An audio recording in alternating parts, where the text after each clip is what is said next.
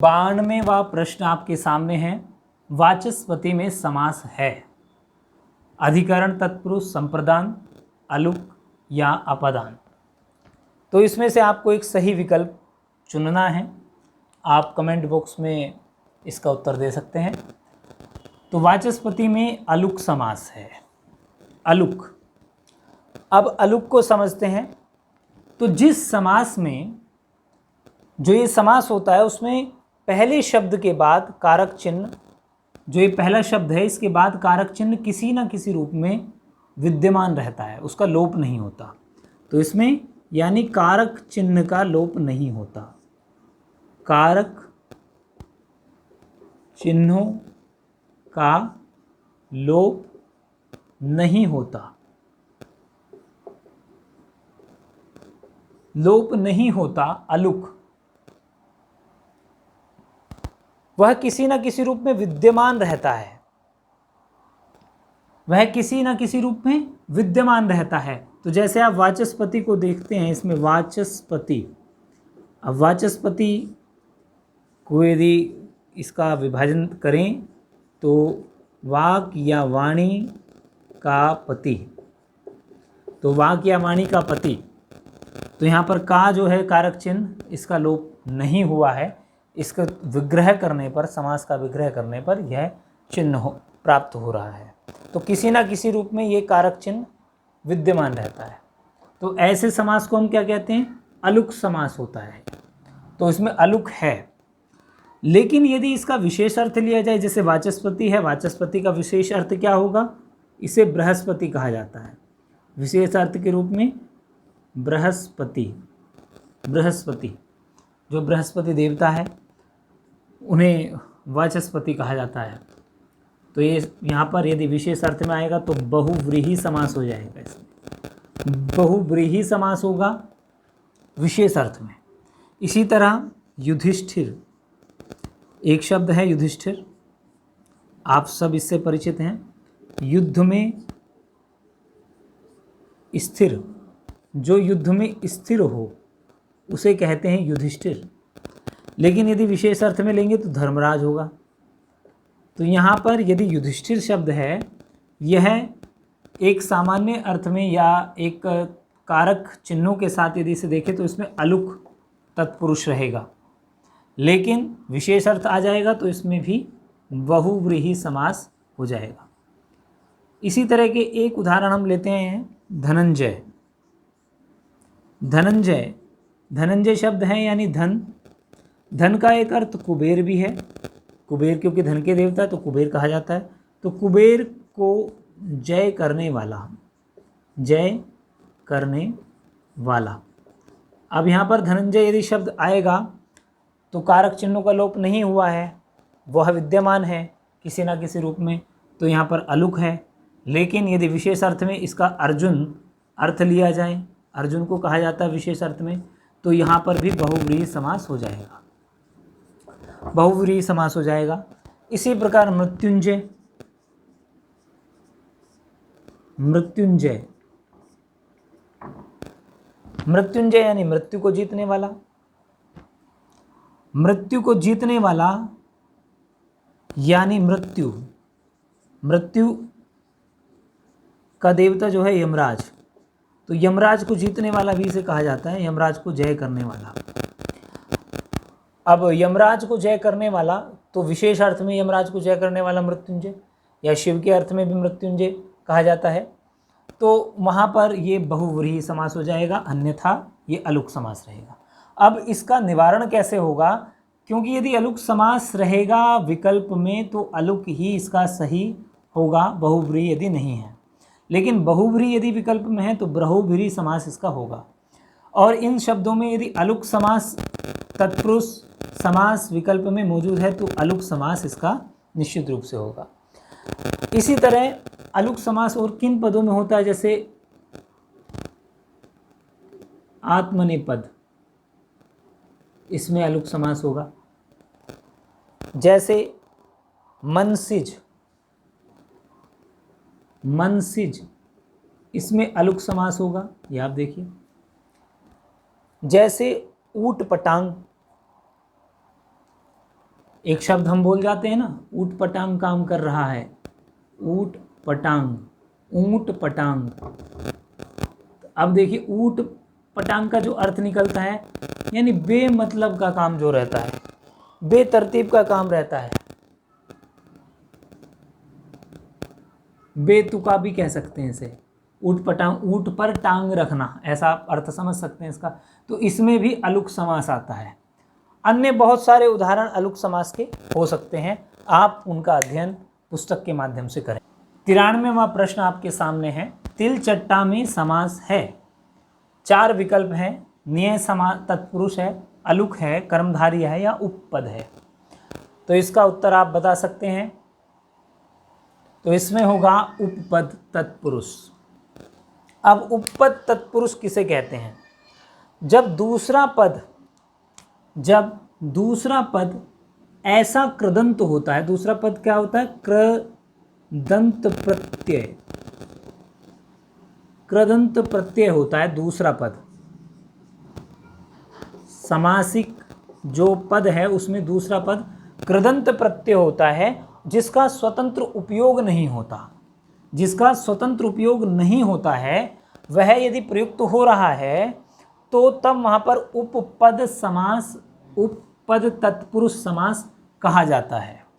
तो उपपद तत्पुरुष समास के जो अन्य उदाहरण, जिसका स्वतंत्र उपयोग नहीं होता है, यदि वह प्रयुक्त हो तो वहाँ पर उपपद तत्पुरुष होता है। ये आपको समझ आ गया होगा। अब उपपद तत्पुरुष के हम उदाहरण ले लेते हैं। तो तिलचट्टा तो है ही, जैसे जलचर, जलधर, पापहर, ग्रंथकार, तटस्थ,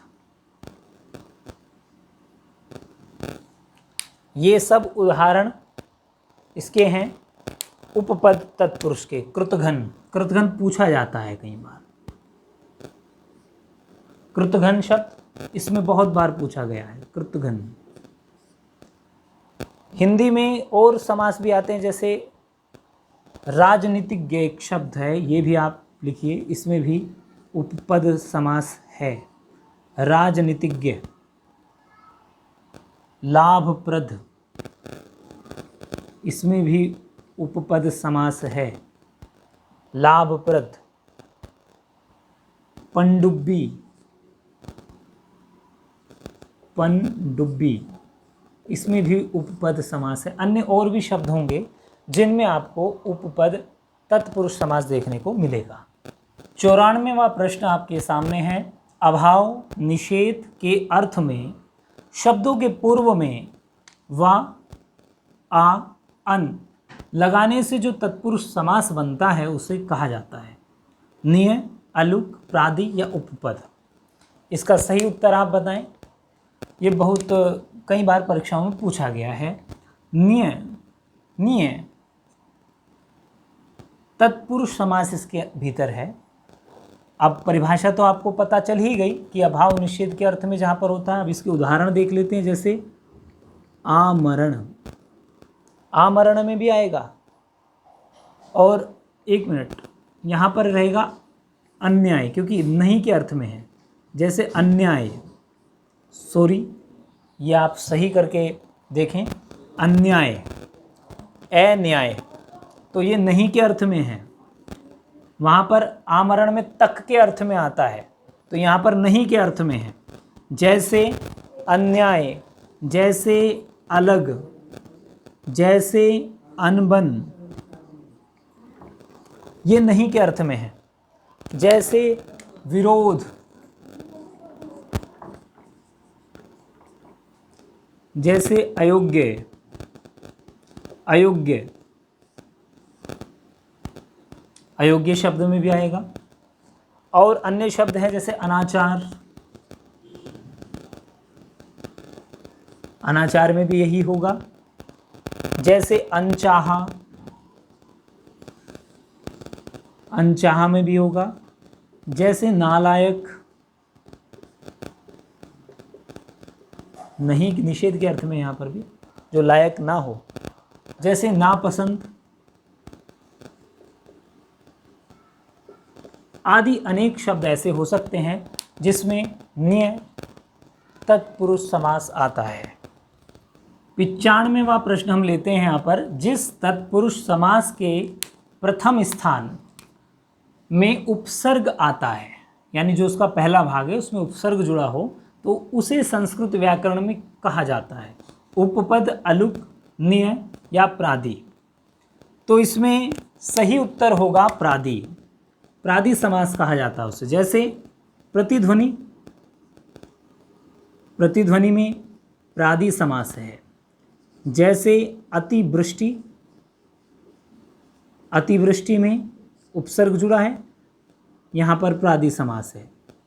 जैसे अतिक्रम,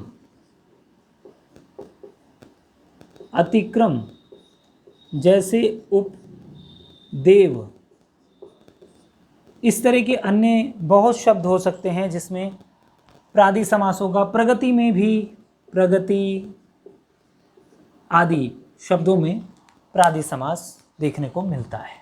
वह प्रश्न आपके सामने है, दही बड़ा।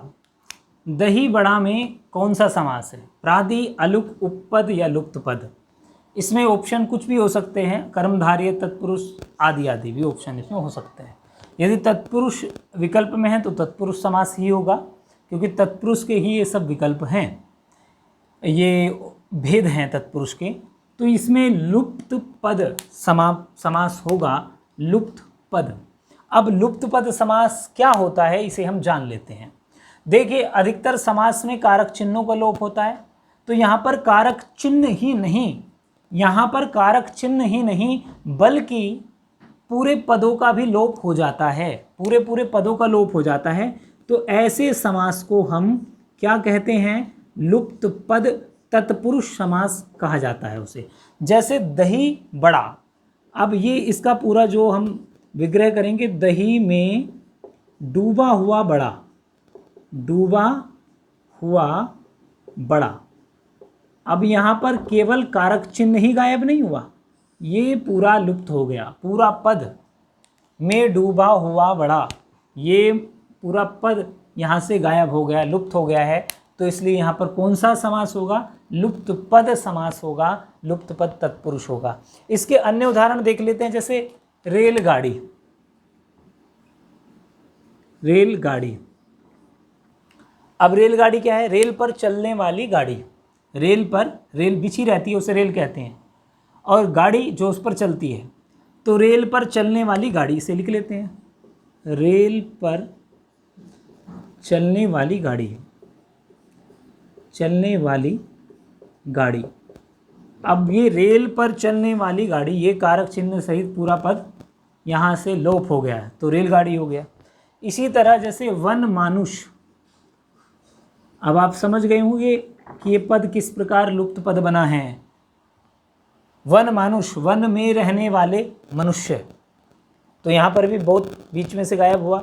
जैसे मधुमक्खी, मधुमक्खी, मधु का संग्रह करने वाली मक्खी, तो यहाँ पर भी बीच में से पूरा पद गायब है। जैसे बैलगाड़ी, बैलगाड़ी, तो बैल की गाड़ी नहीं है, क्योंकि बैल तो चलाता नहीं गाड़ी को, तो बैल की गाड़ी नहीं होगी। बैल से चलने वाली गाड़ी, बैल से चलने वाली गाड़ी, जिसे बैल चलाता है, जो बैल से चलती है, बैल से चलने वाली गाड़ी। तो यहाँ पर भी बीच का जो ये पद है लुप्त हो जाएगा, तो इसे लुप्त पद समास कहते हैं। आगे बढ़ेंगे, अन्य उदाहरण भी आप इसके देख सकते हैं पुस्तकों से।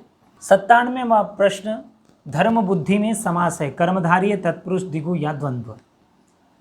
तो इसमें समास होगा कर्मधारय समास। कर्मधारय समास, कर्मधारय समास वैसे तो पहले तत्पुरुष के अंतर्गत ही अध्ययन इसका होता था, इसे समानाधिकरण तत्पुरुष कहा जाता था, और समास के विग्रह में दोनों के साथ, दोनों जो पद थे उसमें एक ही विभक्ति का प्रयोग होता था, इसलिए समानाधिकरण इसे कहा जाता था। और इसकी विशेषता है कि इसमें विशेष्य विशेषण का संबंध रहता है दोनों पदों में, विशेष्य विशेषण का भाव संचित रहता है, या उपमान, उपमेय, उपमान और उपमेय इन दो का भाव संचित रहता है। दोनों पदों में या तो विशेष्य विशेषण या उपमान उपमेय का भाव जुड़ा रहेगा, तो तब कर्मधारय समास होता है। तो कर्मधारय समास के हम कुछ उदाहरण देख लेते हैं, जैसे पीतांबर, पीला हो जिसका अंबर, पीला हो जिसका अंबर, अंबर का अर्थ होता है वस्त्र, पीला हो जिसका अर्थ। लेकिन ये विशेष अर्थ में यदि जाएगा, यदि इसका विशेष अर्थ यदि निकालेंगे तो ये कृष्ण के अर्थ में जाएगा, तो तब वहाँ पर बहुब्रीहि समास होगा। ये बहुब्रीहि समास तत्पुरुष में बहुत ज़्यादा एक तरह से अपनी पकड़ बनाए हुए हैं, बार बार मिलता है। ऐसे ही महाजन, महान हो जो जन, महाजन, महात्मा, महान है जो आत्मा, विशेष अर्थ में ये भी बहुब्रीहि हो जाएगा। अब ये कर्मधारय है यहाँ पर। जैसे नील गाय, नीली हो जो गाय, वो नील गाय हो गई। अब नील गाय, नील कमल, नीला हो जो कमल, वह भी कर्मधारय हो गया। जैसे मझधार, बीच में हो जो धार, मझधार। जैसे सुंदरलाल, सुंदरलाल में भी कर्मधारय समास है। और जैसे तलघर, तलघर। जैसे मंदबुद्धि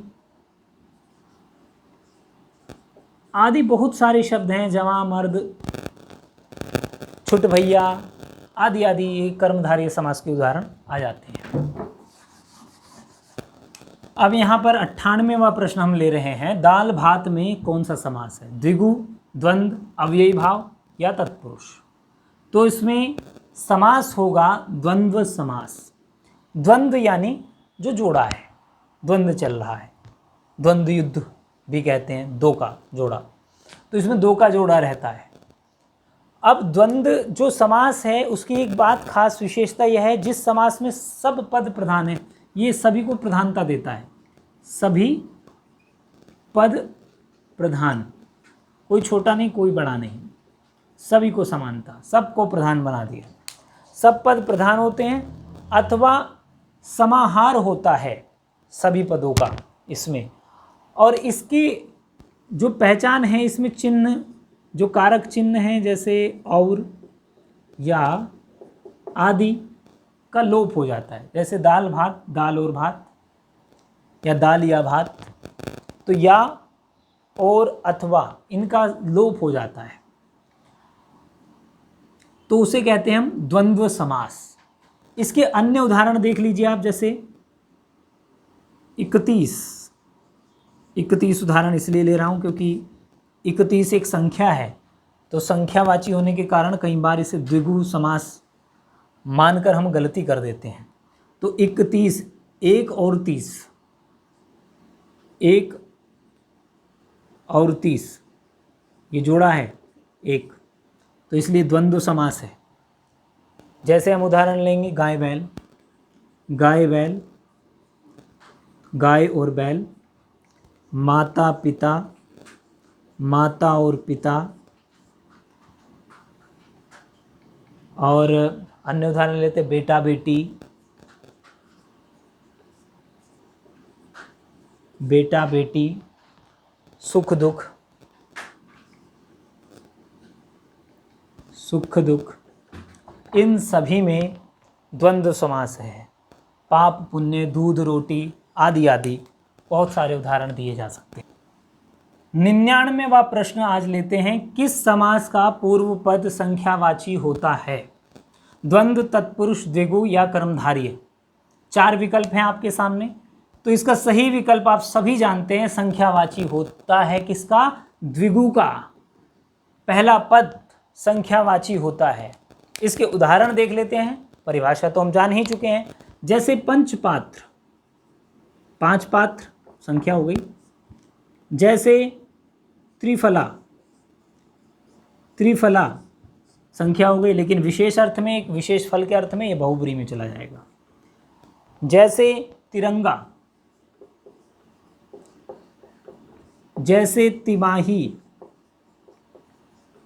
जैसे पंचवटी। अब पंचवटी भी विशेष अर्थ में बहुब्रीही में चला जाएगा। शतांश, दशक आदि जो संख्यावाची शब्द हैं, जिसकी पहली वह संख्या होगी, जैसे त्रिभुवन, ये सभी द्विगु समास के अंतर्गत चले जाएंगे। आज का यह अंतिम प्रश्न है और वीडियो चूँकि लंबी हो रही है हमारी समास की, तो इसे हम 2 भागों में प्रकाशित करने जा रहे हैं। पहले भाग में आपको इससे पूर्व के यानी लगभग 91 प्रश्न मिलेंगे और 92 से लेकर 100 तक आपको दूसरे भाग में देखने को मिलेगा, ये जिससे आप आसानी से देख सकें कौन सा शब्द, तो ये दूसरा भाग है इसका, ये मान के चलें। तो कौन सा शब्द बहुव्रीहि समास का उदाहरण है? सूतपुत्र, जय पराजय, नीलगाय या अश्रु गैस। इसमें से आप सही विकल्प चुनिए और मैं चाहूँगा आप में से जितने लोग जानते हैं उसका उत्तर कमेंट बॉक्स में अवश्य लिखें, जिससे आपका भी अभ्यास हो सके। तो ये 4 विकल्प आपके सामने। चैनल को यदि आपने अभी तक सब्सक्राइब नहीं किया है तो सब्सक्राइब कर दीजिए, जिससे आगे की आने वाली वीडियो के नोटिफिकेशन आपको तुरंत प्राप्त हो सके। तो इसमें है सूतपुत्र। सूतपुत्र के साथ एक विशेष अर्थ में ये प्रयोग होता है, कर्ण के अर्थ में, तो इसलिए यहाँ पर बहुव्रीहि समास है। देखिए, ये जो बहुव्रीहि समास है इसकी विशेषता है कि इसमें कोई पद प्रधान नहीं है, न पहला न दूसरा, बल्कि दोनों पद मिलकर एक अन्य अर्थ निकालते हैं और उसी की प्रधानता होती है। जो अन्य अर्थ होता है उसका, शब्द का विशेष अर्थ जो रूढ़ रहता है, उसी की प्रधानता मानो होती है, उसी के अनुसार ये बहुव्रीहि समास कहलाता है। तो बहुव्रीहि में जिसमें प्रथम व द्वितीय पद मिलकर अपने से अलग किसी तीसरे अर्थ की व्युत्पत्ति करते हैं या तीसरे अर्थ को बताते हैं या तीसरे पद के विशेषण होते हैं, तो उसे हम बहुव्रीहि समास कहते हैं। अब जान लेते हैं इसके अन्य उदाहरणों को। जैसे कि हम युधिष्ठिर उदाहरण दे चुके हैं, धनंजय उदाहरण दे चुके हैं, मृत्युंजय उदाहरण आ चुका है, ये सब उदाहरण आ चुके हैं। इसके बाद लेते हैं जैसे हलधर। हलधर यानी हल को धारण करने वाला, तो विशेष अर्थ में बलराम के अर्थ में ये आता है, तो यहाँ पर बहुव्रीहि समास है हलधर में। जैसे वीणापानी, वीणापानी एक शब्द है, वीणा को हाथ में धारण करने वाला, तो वीणा को हाथ में धारण करने के विशेष अर्थ में ये सरस्वती के अर्थ में आता है। वीणा को हाथ में धारण करने वाली माँ शारदे, तो तब ये बहुव्रीहि समास है। जैसे दशानन, 10 मुखों वाला, कौन? रावण। रावण के अर्थ में ये रूढ़ हो गया है, तो वहाँ पर भी। जैसे महात्मा, महात्मा यदि विशेष अर्थ में आता है किसी विशेष व्यक्ति के लिए तो बहुव्रीहि समास है। तो व्यक्ति विशेष, यहाँ पर भी व्यक्ति विशेष के लिए यहाँ पर प्रयोग हुआ है महात्मा, सभी को महात्मा नहीं कहा जा सकता। जैसे सपरिवार, सपरिवार भी, सपरिवार परिवार के साथ, तो यहाँ पर भी एक विशेष अर्थ है, परिवार के साथ यानी पूरा परिवार, तो यहाँ पर भी बहुव्रीहि समास है। जैसे लंबोदर, लंबोदर लंबा हो उदर जिसका, अर्थात गणेश के अर्थ में आया है, तो यहाँ पर भी। जैसे चक्रपाणी, जैसे वीणापाणी था ऐसे चक्रपाणी, चक्र को धारण करने वाले कौन हो? विष्णु, विष्णु भगवान के लिए ये प्रयुक्त होता है, तो ये भी क्या है? बहुव्रीहि समास है। जैसे पीताम्बर शब्द आया था, तो पीताम्बर, इनके हम उदाहरण दे चुके हैं आपको। इसी तरह बहुत सारे अन्य उदाहरण, जैसे त्रिवेणी, त्रिवेणी, त्रिवेणी, त्रि लग गया तो यहाँ पर द्वंद्व, ये द्विगु समास हो सकता था, लेकिन द्विगु समास क्यों नहीं है? क्योंकि विशेष अर्थ में त्रिवेणी कहाँ बहती है? तो प्रयाग के अर्थ में ये त्रिवेणी कहा जाता है, त्रिवेणी संगम। तो प्रयाग जो संगम है, प्रयाग संगम को त्रिवेणी कहा जाता है विशेष अर्थ में। तो यहाँ पर भी बहुव्रीहि समास होगा।